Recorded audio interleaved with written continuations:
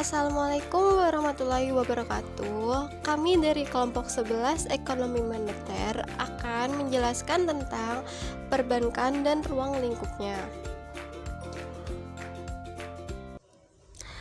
Berikut adalah anggota kelompok kami. Yang pertama Putri Mei Ayu Pratama. Yang kedua Nurita Andini.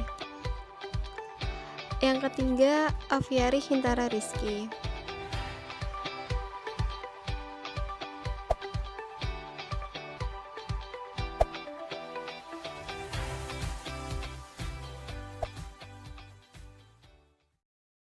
Assalamualaikum warahmatullahi wabarakatuh. Di sini saya akan menjelaskan tentang pengertian bank dan ruang lingkupnya. Ada berbagai macam pengertian bank, mulai dari masyarakat Eropa yang menyebutnya sebagai bank atau meja. Di Italia disebut banco yang artinya peti. Sedangkan di Indonesia sendiri bisa diartikan sebagai badan yang mengurus tentang keuangan. Selain pengertian yang berbeda dari setiap negara, bank juga memiliki pengertian yang berbeda dari beberapa ahli, yaitu misalnya Dahlan Siamat, F.A. Perry, Kuncoro, dan beberapa ahli lainnya. Perkembangan bank terbilang sangat pesat, dari yang awalnya tempat menukar uang menjadi tempat menyimpan uang dan tempat pengkreditan. Selain itu, semua bank juga bisa digunakan menyimpan uang bagi yang kelebihan uang atau disebut dengan menabung. Nantinya, uang itu akan terus berputar. Misalnya, uang itu akan dipinjamkan pada orang lain tetapi dengan syarat dan ketentuan yang berlaku. Bank memiliki beberapa jenis, misalnya salah satunya bank umum. Bank umum yaitu bank yang melakukan transaksi dengan prinsip syariah maupun konvensional dan bersifat umum, jadi bisa melayani seluruh jasa perbankan. Bank ini sangat umum dijumpai di Indonesia. Selain itu, bank umum juga lebih banyak memiliki keunggulan dibanding BPR atau bank pengkreditan rakyat. Bank umum bisa dibedakan menurut kepemilikan modalnya, yaitu 1. Bank umum milik negara, yaitu contohnya BRI, BNI, dan lain-lain. 2. Bank umum milik swasta, contohnya Hong Kong Bank, dan Bank of Tokyo. 3. Bank milik koperasi, contohnya Bank Umum Koperasi Indo atau Bukopin. Ruang lingkup bank umum. Ruang lingkup dalam hal tugas. Bank umum memiliki tugas 1. Pencipta uang, 2. Menghimpun dana, 3. Menyalurkan dana, 4. Memberikan jasa lainnya, 5. Melayani pembayaran, dan 6. Bermain di pasar modal. Berikut adalah tujuan bank umum. Bank umum bertujuan menunjang pelaksanaan pembangunan nasional dalam rangka meningkatkan pemerataan pertumbuhan ekonomi dan stabilitas nasional ke arah peningkatan kesejahteraan rakyat banyak.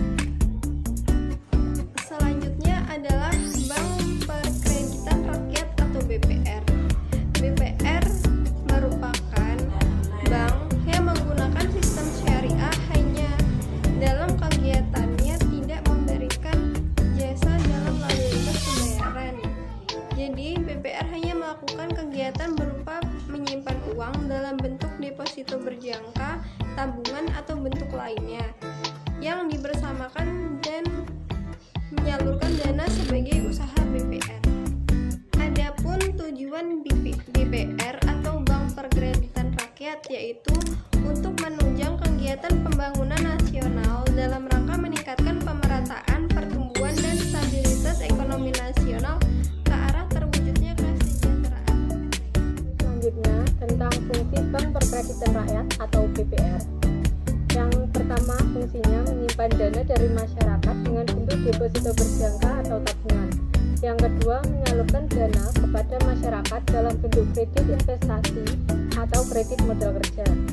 Yang ketiga, menyediakan pembayaran bagi nasabah dengan prinsip bagi hasil.